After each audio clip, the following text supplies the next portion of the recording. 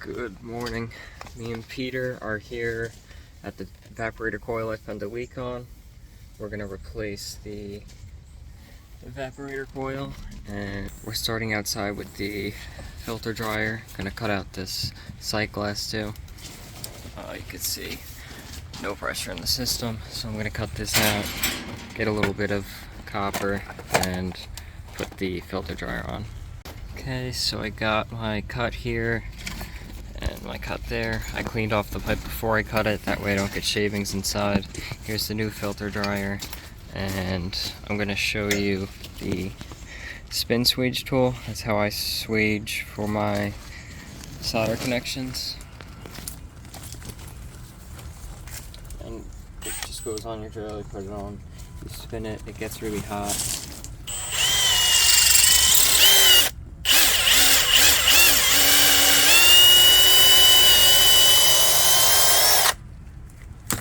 That's it. Sometimes it looks pretty ugly, but I usually crimp that down on the pipe. I like to make it a little bit bigger because sometimes it's too tight to get onto the piping. So I'll get that on, I'll crimp it down with a channel lock and flux and solder it. Okay, got my connections in, and I'm gonna solder them with the Stabrite 8, and because it's solder in a low temperature, I don't need to flow nitrogen. But first, Peter's gonna open up the acetylene tank because it's closed with channel. Use the Crescent? No, use these. Now the tank's open, and I'm gonna solder them.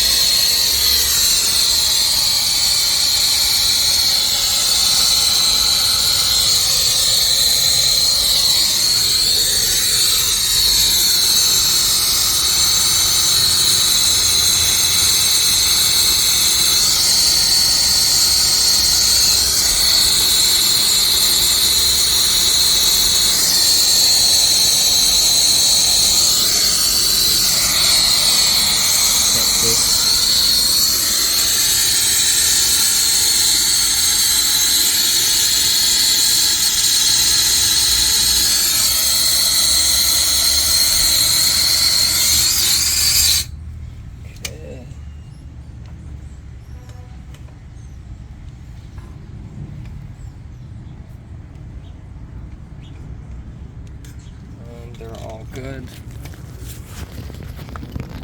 I'll clean them off.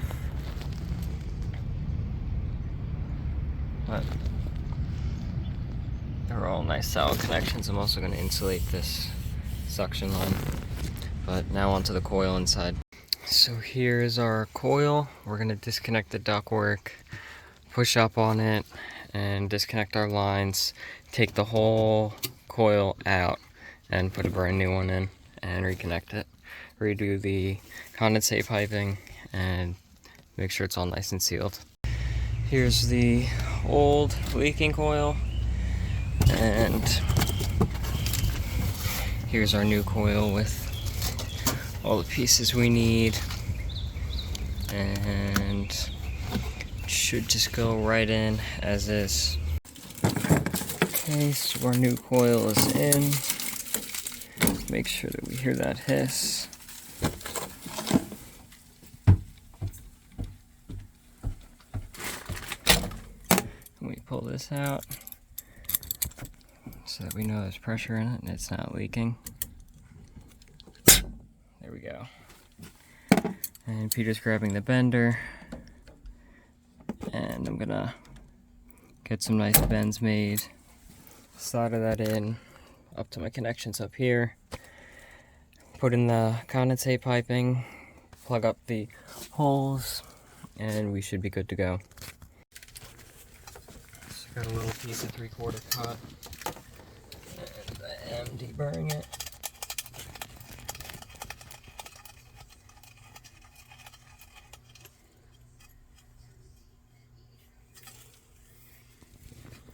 not going to deburr the other side because I'm going to be cutting it shorter, but I got my Hillmore bender.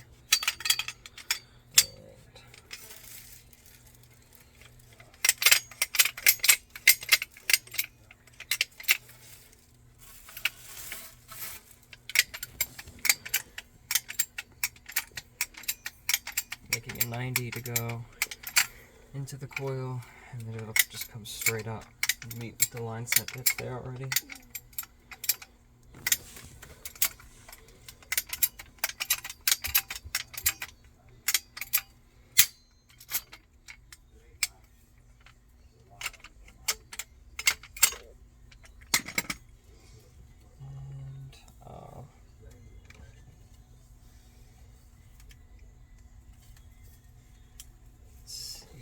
Enough room for the bulb to go on.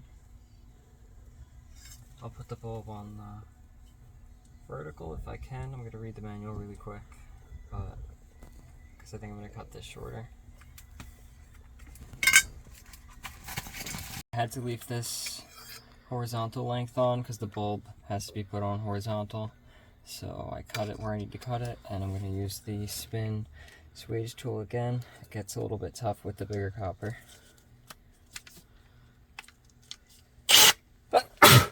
Ooh.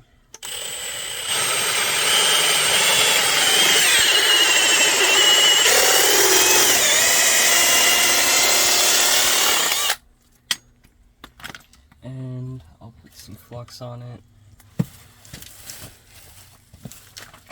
The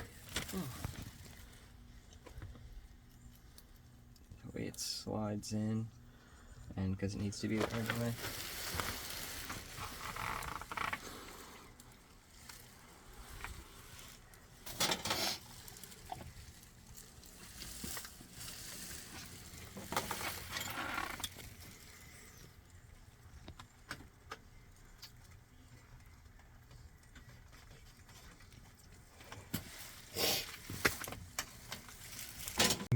I'm neating them up afterwards, but now I'm gonna solder them in.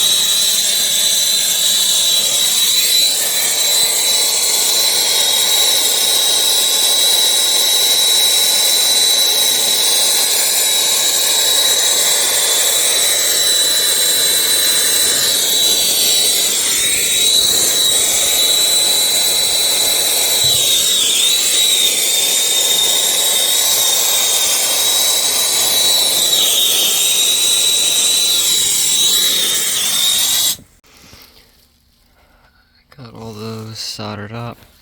I'll wipe them all clean and pressure test. Make sure we hold. Pull a vacuum and charge it. Okay, I got it pressurized. Peter's reconnecting a duct that had fallen off. We're gonna tape this in, get it nice and centered, and cover the line set. I'm gonna put the sensing bulb on once this gets a little bit cooler to the touch. And once the pressures equal out and get settled, I'll run a pressure test with my gauges and make sure it holds. So while the system pressurizes, I am going to do an oil change on my LE Tech vacuum pump. Let's see if I can record that.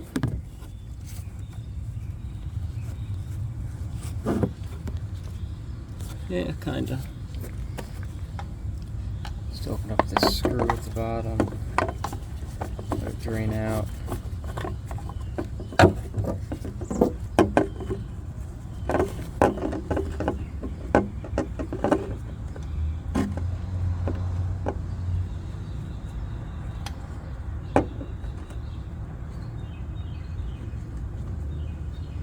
Without getting oil everywhere. And it does look clean, but I've used it a few times and I have a feeling the system's going to take a while to vacuum down since it's been open to atmosphere for so long and had a leak for so long. I'll also flow some nitrogen through it for a little bit, just to make sure to get any of the moisture and air out.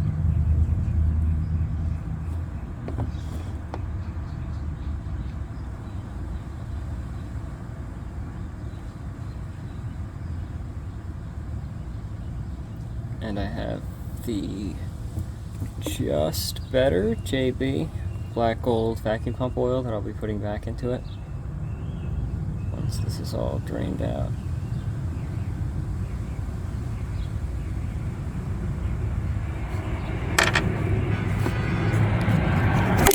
Stop it down for now, and then I'll fill it up and we'll be good. Okay, and I got that filled right below the max line. Bring an extension cord over and my TruBlu hoses and vacuum gauge and get that set up. Pressure test held, so I'm purging 50, I don't know, 200, it says 200 psi, but it's not much.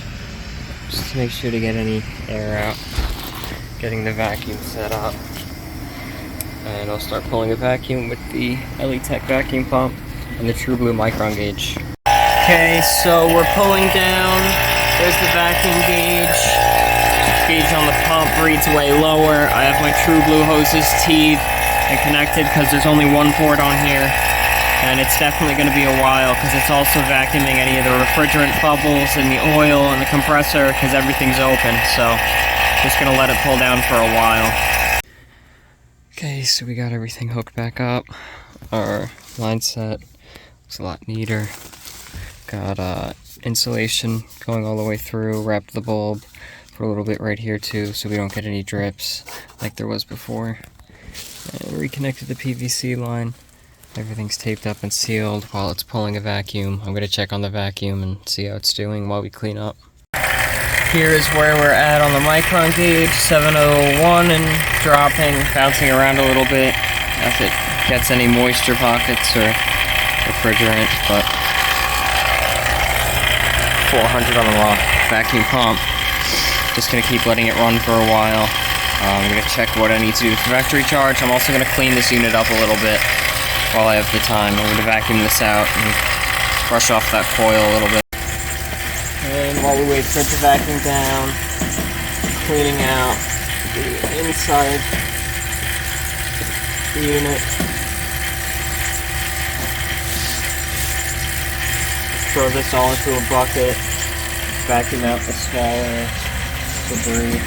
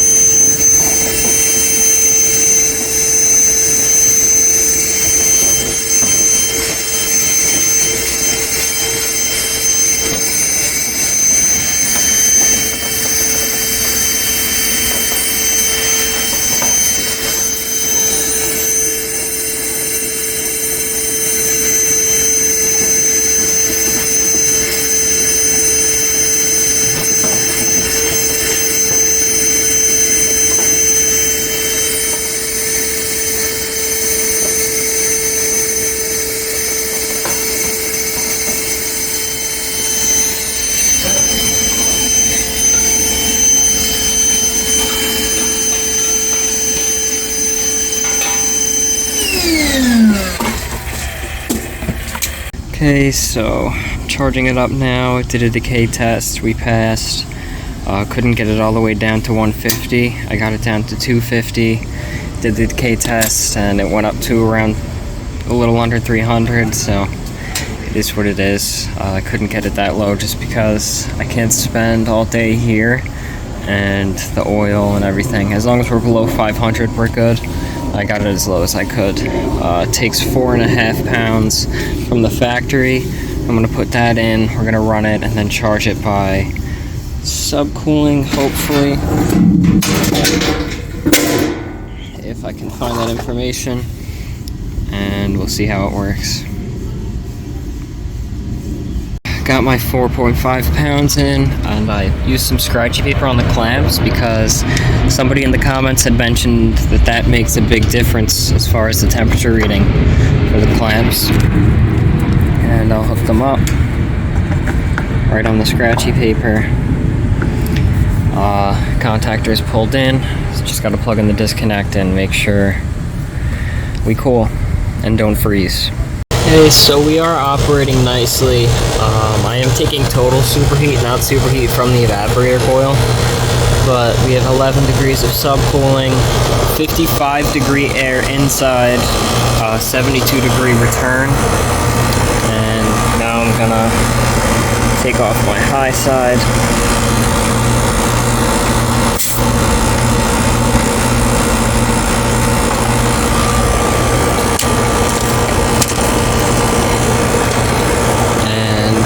Since my high and low side both have pressure, my high and my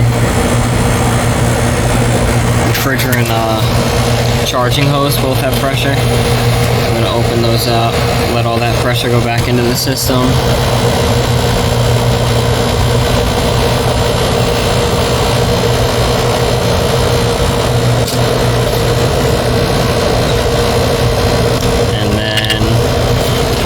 Disconnect everything, put this insulation on, and we'll be done.